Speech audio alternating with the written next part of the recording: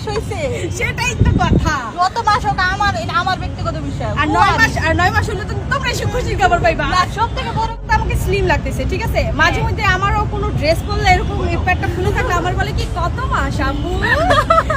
যত মাসই হোক তোমাদের কি, তোমাদের কিছুতে মাস হইছে, সেটাই তো কথা। যত মাস হোক আমার ব্যক্তিগত বিষয়। আর 9 মাস হলে তো তোমরা এসে খুশির খবর পাইবা। না, সব থেকে বড় কথা ভাই, আমি ব্লগ করতেছি, লাফাইতেছি, আমি নাকি প্রেগনেন্ট।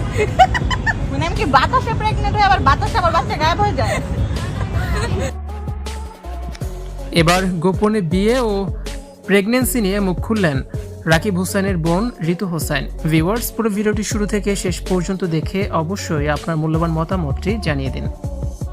বেশ কিছুদিন ধরে নিয়মিত ভিডিও কিংবা সোশ্যাল মিডিয়ায় সরব না ইউটিউবার রাকিব হোসেনের বোন ঋতু হোসেন, এবং এ সময় তার ওজনও বেশ খানিকটা বেড়ে গেছে, যার কারণে নেটিজেনদের অনেকেই তাকে নিয়ে নতুন করে আলোচনা শুরু করে দেয়। ঋতুকে নিয়ে অনলাইনে ছড়াতে থাকে একের পর এক খবর। ঋতু নাকি গোপনে বিয়ে করে সংসারী হয়েছেন। 6 মাস আগেই তিনি বিয়ে করেছেন এবং তিনি বর্তমানে গর্ভবতী। তাই মিডিয়ার সামনে কম আসছেন, তাকে ব্লগে এখন দেখা যায় না। তবে রাকিব হোসেন ও অন্তরার বিবাহ বার্ষিকীর অনুষ্ঠানে এই প্রশ্নের জবাব দিয়েছেন ঋতু হোসেন।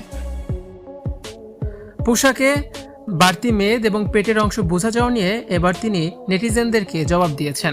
ঋতু হোসেন বলেন, পোশাকের কারণে পেটের অংশ একটু ফোলা লাগলে মানুষ বলে কত মাস চলে, যত মাসই হোক তাতে তোমাদের কি?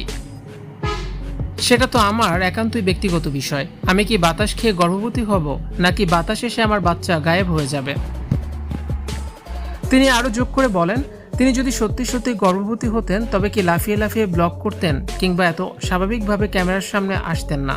নেটিজেনদের এমন অহেতুক কৌতূহল ও চটকদার খবর ছড়ানোর মানসিকতা নিয়ে তিনি তীব্র অস্বস্তি প্রকাশ করেছেন। ঋতু হোসেন এমন খবরে বেশ বিরক্ত। তিনি বলেন, যদি বিয়ে বাচ্চা হওয়ার খবর হয়ে থাকতো তিনি সবাইকেই জানিয়ে দিতেন।